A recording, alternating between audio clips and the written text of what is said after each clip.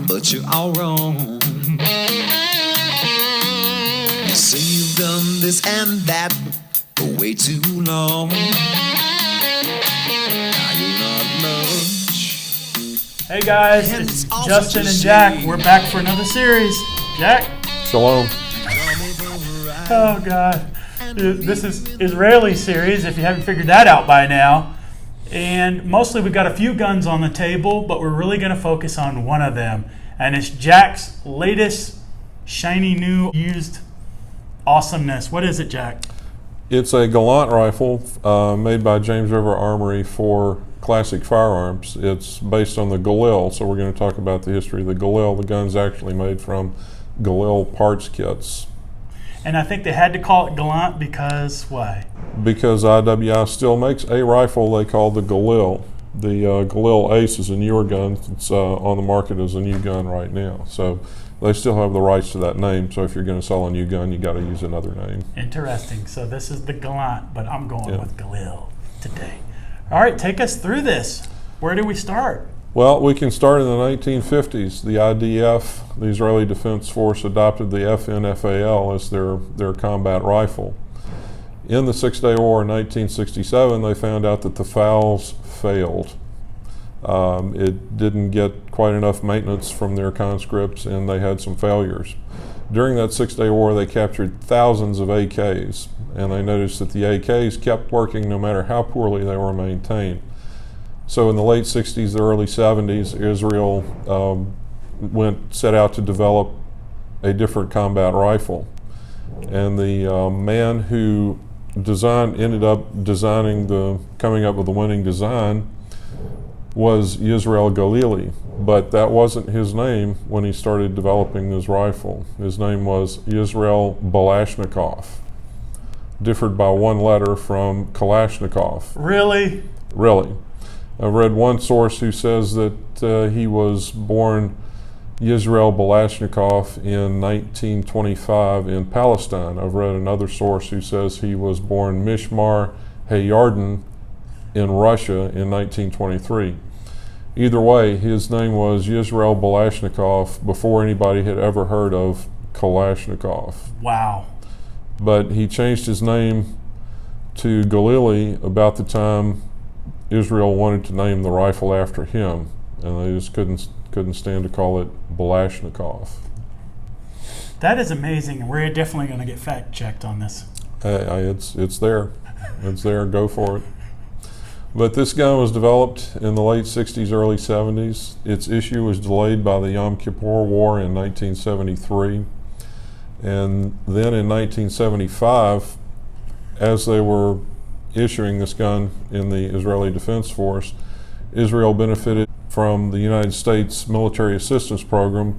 In 1975, they obtained about 60,000 M16A1s, practically free. And this was not exactly a cheap rifle to produce, so it never really was issued to the entire Defense Force. And by the year 2000, the Galil was phased out of usage by the Israeli Defense Force and replaced by the M16s and M4s.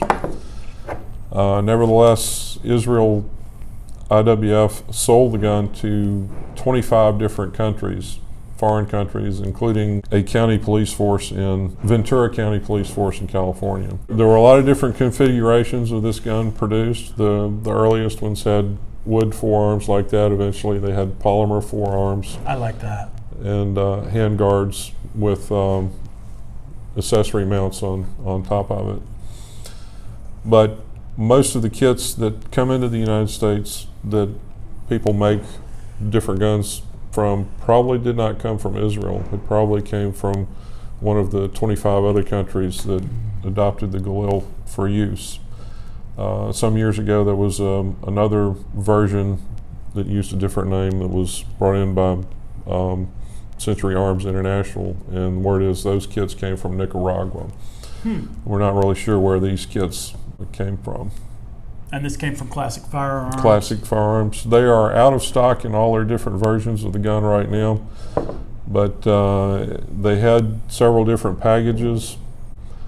They had a package where they'd sell you the gun and a bayonet and a bipod, with a bayonet and bipod and a Tapco magazine and a sling and a hard case. I bought this without the bipod. Parts kits for these guns have been available for quite a while now, all over the place for a couple of years. Lots of different surplus vendors have had them, and it wasn't hard to find the bipod separately.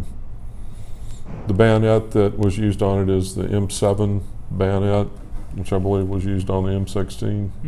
The muzzle device had a little clip on it. It's not on this version, but it held a grenade. They were used as grenade launchers. Some of the things I picked up from other sources, do you know what that is? It's a 10-round mag, all metal. Yeah. What else? Take a look at the top of it. It's made to hold blanks. See the follower is shorter than the regular follower. Yeah, right there. It's You can only load blanks in that magazine, and I suppose for grenade launching purposes. I suppose the white stripe awesome indicates that. Cool. Another thing you can pick up readily, this is the original pistol grip. The pistol grip that's on the gun, I believe a Phoenix Technology grip. That's what Classic or James River put on the gun for Classic firearms. So that's an original grip. I imagine most of them are in that shape, scratched up. So that's probably why James River or Classic made the decision to put the new Phoenix pistol grip on the gun. I like that. You know, one of the things I noticed already, it's light. It's not heavy. I mean, it's all relative, but I kind of assume when I see a bipod setup that it's kind of heavy, I guess, by default. Yeah. But it's really not. And then this is a folder, right? Is this gun still in service today? It is in different parts of the world. If you looked at some video of Estonian troops in Iraq during one of the Gulf Wars when they were serving with UN forces, they used this gun with a polymer grip and some other accessories on it, but it's easily recognizable, has the same stock on it. So if you do find it, they're a lot more modernized, they're upgraded, like you said, polymer furniture with some Picatinny rails and whatnot. You can still get a different foregrip here that has a rail on the top of it, so you can mount a scope back here. The gun was originally made with a place to mount a scope right here, that scope mount.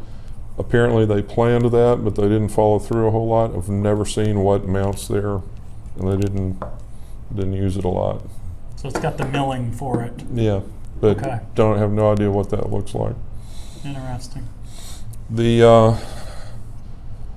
Classic Firearms made a video explaining that the looseness of this handguard was normal. I have the original handguard for the Galil Ace here. It still feels loose. Okay. So don't let that deter you, basically, is what you're saying. Yeah. It's not a fitment issue. No, Midwest Industries has longer handguards. They have 3 different lengths. This is the longest one that I put on that gun. And if you guys want to hang tight, we're going to have another video too, where we'll kind of do a more abbreviated version of all 3 and then go out and shoot them. But again, this video is mostly on the Galil here. What else can you tell about this gun? It's chambered in 5.56. Chambered in 5.56. They did make some chambered in 7.62 NATO or 308. Those were made for the Colombian military, and a semi-automatic version was sold commercially in the United States. All the guns did not have the bipod, but with the bipod you get a wire cutter right there. Interesting. Okay. I like that. It's just a cool factor. You got to have the bipod. And the IDF found that when their troops were using the FN-FAL, some of them used the magazine feed lips to open pop bottles. So they made this gun with a bottle opener right here. Are you kidding me? No. Now, they didn't do that as an extra thing for their troops. They did that to stop them from using magazine lips to open pop bottles. Pop bottles or beer? We Good know which point. one. Good point. Comment down below which one you think it is. Cool. All right.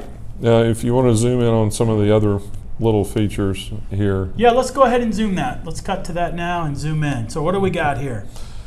Here, this is a flip-up night sight. You can see where there used to be little iridium dots on the back of that. And the front flip-up night sight is missing from this gun. I don't know if it didn't make it into all the kits or just happens to be missing from this one. The gun was based on AK rifles, but the Valmet RK-62 is more like this gun than the Soviet AKs were. You notice it's got this long release back here.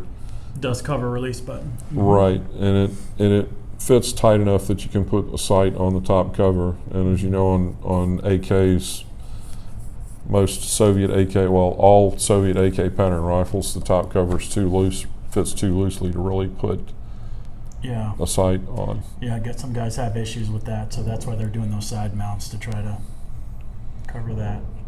Yep. Very good. I can't wait to shoot this.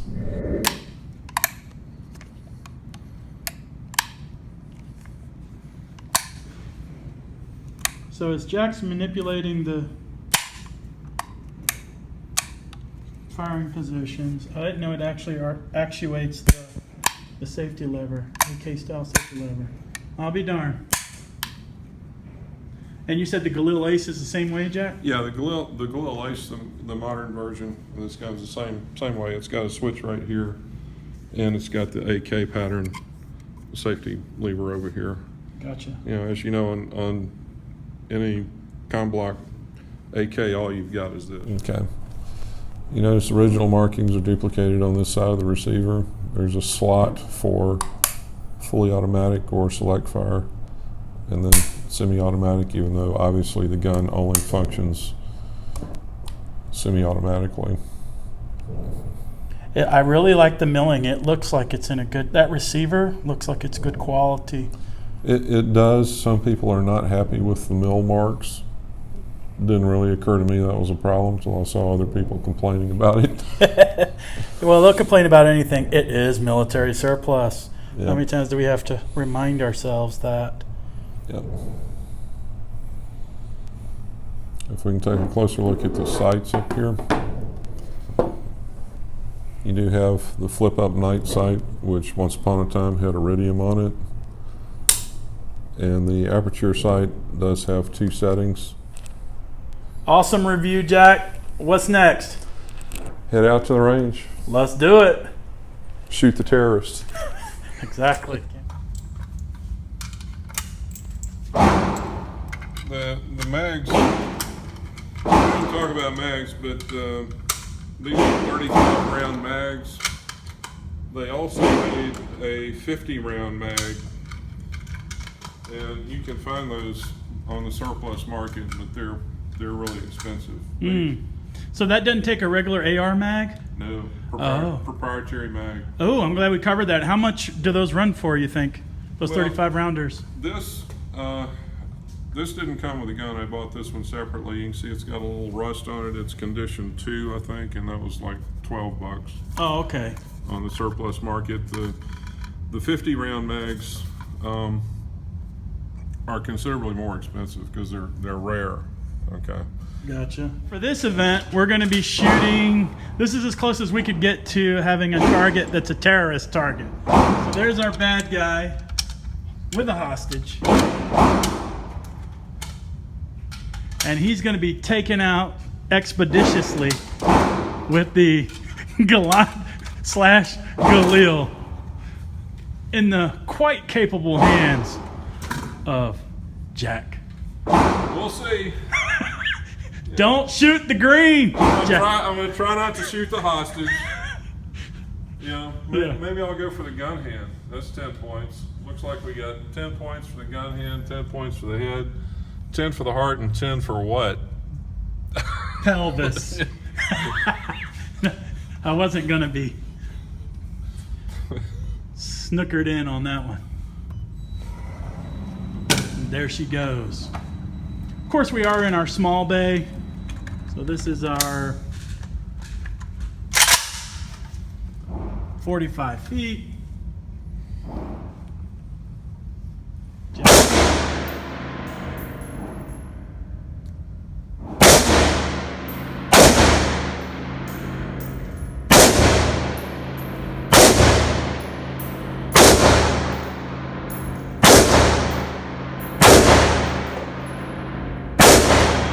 I didn't think I had that many rounds.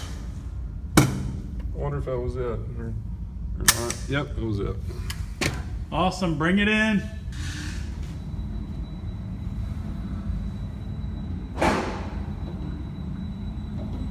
Oh, good Lord. You got a headshot on our hostage, Jack. Where? Oh, wait. Yeah. Oh. Wait a minute. I may have to eat crow here.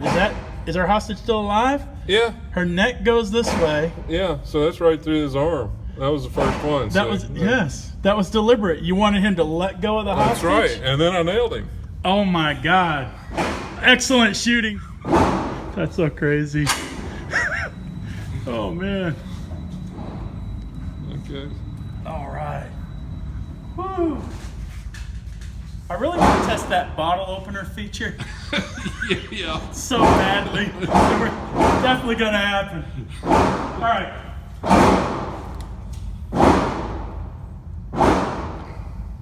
How do you definitely...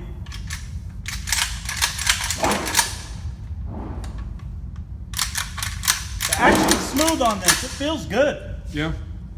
Yeah. I don't think I mentioned this, but the first one of those I got from Classic Farms was non-functional. It had a lot of malfunctions. And Classic offered to replace it or refund it, but I called James River Armory and they sent a pickup tag. I sent it back to them. So the gun I got back is a different gun with the same top cover and the same handguard, and the action is a whole lot smoother on this one than it was on the first one. So.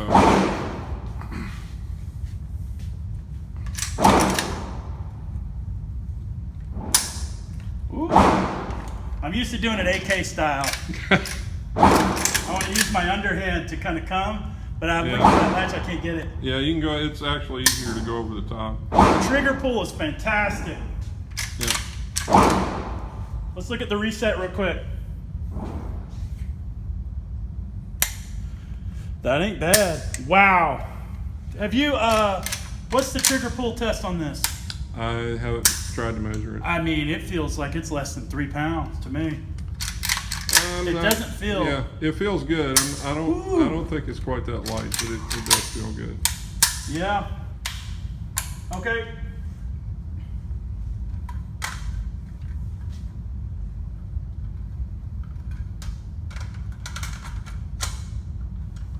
Just like an AK, you just hit that metal tab, rock it in, and it's got good lockup. Yep. What am I shooting at? I don't know, man. Pelvis, chest? Take your pick. What were you shooting at when you were doing it? You've got some mechanical offset. It's shooting a low from point of aim. Okay.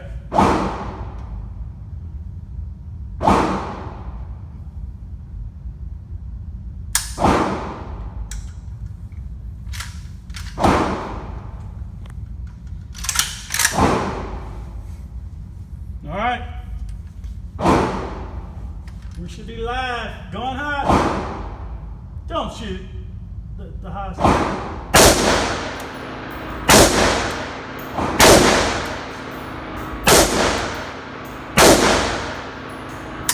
Woo! A little El Snacho. I was shooting on the bad guy's chest. Yes! I didn't kill the hostage. Okay, so I got one flyer. I was shooting here, offset, so I'm really going for here. Yeah, I'll take that. He's definitely a dead bad guy. Your group was fantastic. It's a good shooting rifle. Dude, I got no problem with this. That's a good shooting rifle right there. This is a really nice gun, Jack. I like it. I do too. You know. There's nothing. It shoots good. I'm glad you got it fixed. You know, replaced. Yeah. They did you right on it. I want to tell you that when I got it back, Yeah. I wanted to heat it up, and I literally had 2 fully loaded magazines, fired 70 rounds, controlled fire in less than 2 minutes, and when I put the gun down, smoke. It was like a cloud of smoke rising off. Oh, dang. the handguard. That's the newness, or the oil. Well, at first I thought it was wood burning, but it was probably oil. The wood burning. Because it was coming right off the handguard. It was Yeah. coming right out of there. I love the fact this thing has a bipod. It's just cool. Yeah, it doesn't really add much to the weight. No, but I think it reminds me of like a machine gun or an assault, kind of setup. Yeah. I love it. Sweet. Well, that's a wrap. Thanks for watching Guns and Outdoors channel. That's our review on the Galil rifle. Jack, the ranges of these were anywhere from $600 to $1,000, right? In that general range. The cheapest version was without a bipod and with the polymer handguard. And they had packages that included the bipod. Bipod is a must. And the bayonet and the sling, the Tapco mag, Cool. hardcover. Accuracy is pretty good. We weren't bench resting it, so it's on point. So it's not like the barrel was shot out or anything like that. Right. Yeah, I would say for the collectors, this is something you should look at, add to your collection. It's not in a fortune. It's got a lot of history. It's Israeli. So on that note, we're out of here. Thanks for showing this one today, Jack. Appreciate you. And like and subscribe to the channel. Just busted the 2,000 subscriber mark. Yes. We don't do it for the views. We just do it for the fun of it. So slow and steady, and in my case, wins the race. Thanks, everybody. We're out of here. See ya. One down, new life you found in all of creation. It's a